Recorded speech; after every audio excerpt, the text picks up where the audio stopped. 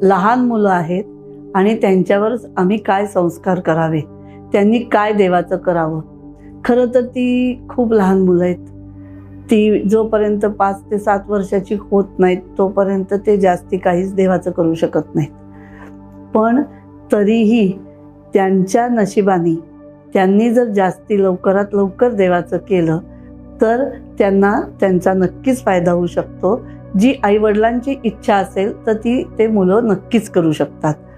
तर जी लहान मुलं आहेत म्हणजे 11 वर्ष वयापर्यंतची, असं समजा 1 वर्षापासून 11 वर्षापर्यंतची, त्यांच्या आईवडिलांनी रोज सकाळी उठून सूर्याला नमस्कार करायला सांगावं.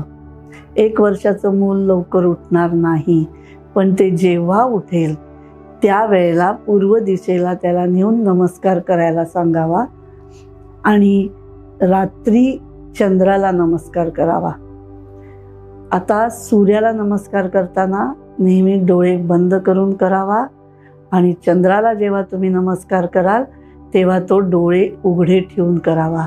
सूर्याचं तेज जे असतं ते आपल्या पूर्ण शरीरात सामावलं गेलं पाहिजे, म्हणजे दिवसभर ती आपल्याला एनर्जी आपल्याकडे राहते.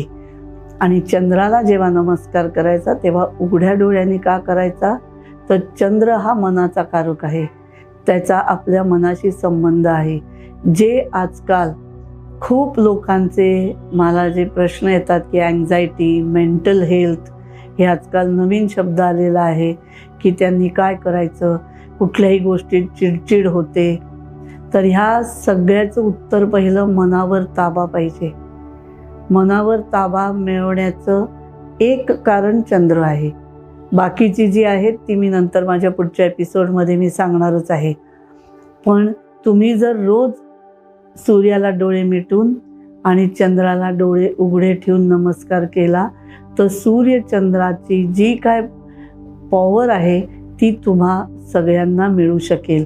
ह्याचा फायदा मी गेले अनेक वर्ष मी पण घेत आहे.